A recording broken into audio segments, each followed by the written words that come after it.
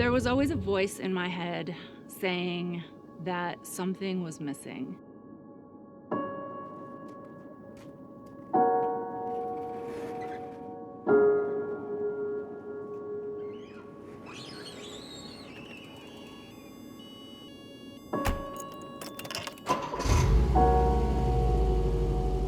My name is Amy McCool, and I drive a 1991 Volkswagen Vanagon named Falkor.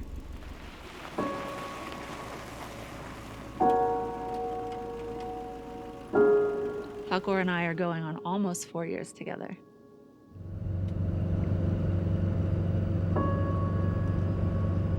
For, I would say, about a decade prior, I was in a relationship with a man who was very, very wealthy. When I say wealthy, I mean cooking classes in Paris and $75,000 African safaris for a month and helicopter rides through the Grand Canyon. And my life was 180% different. I had a schedule and I had parties to attend and I had dinners to cook and I had a lot of friends and functions and activities and classes, and my life was busy, and there was always someone else's voice telling me that financial freedom was the key to life.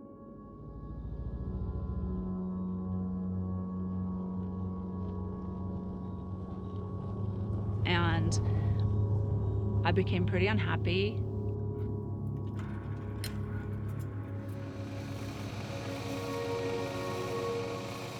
One day, I packed up my 2 dogs and I hit the road.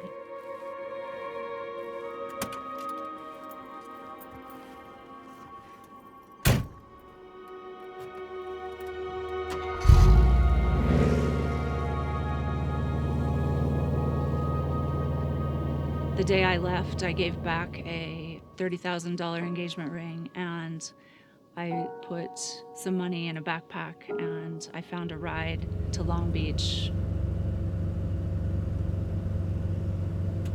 And I went and I bought a van.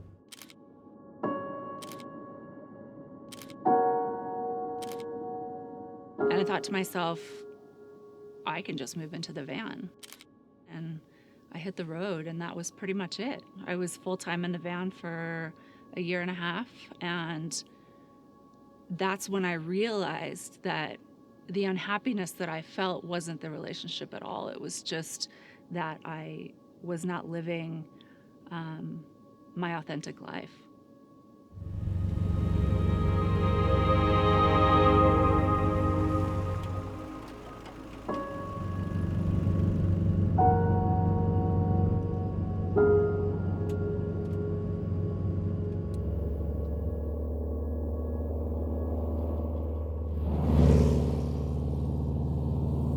So that van was great for, parking in driveways, friends' driveways, and staying on pavement.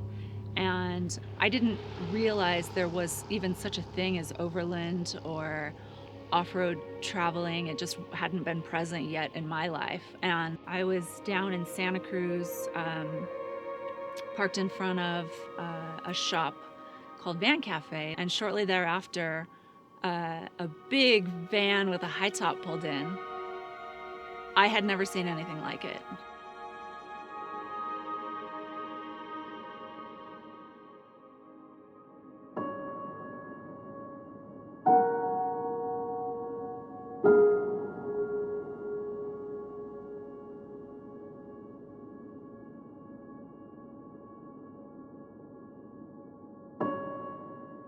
The folks got out, and I immediately got out of my van and ran over and started asking questions like like a kid in a candy store. What is that? What is this? What about these tires? Can I look inside? And at that moment, I realized that there was another way that I didn't really know yet I could live in a van.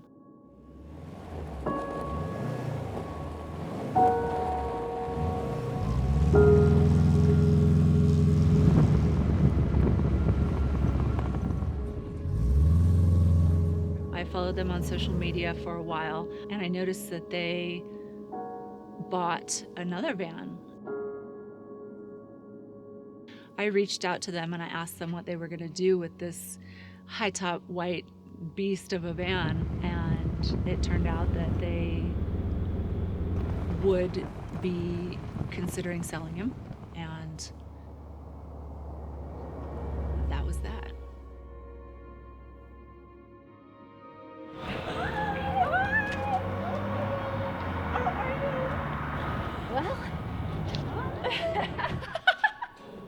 What's that? What?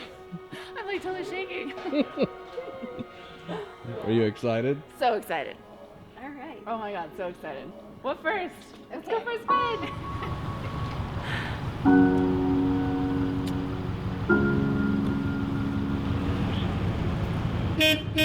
See ya.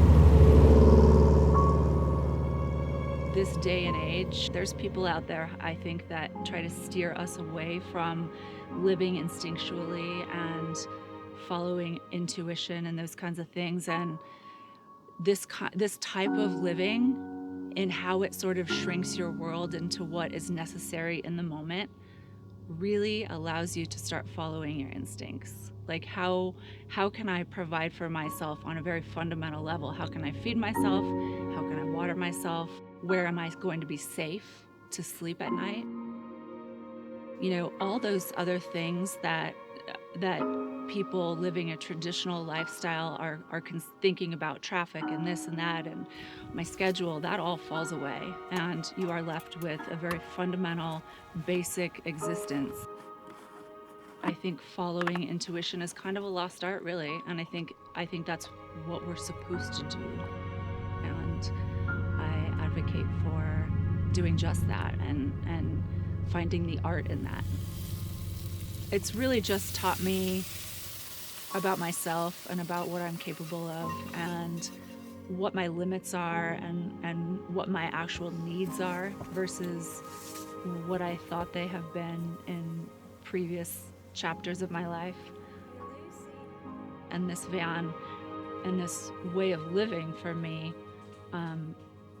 really facilitates that.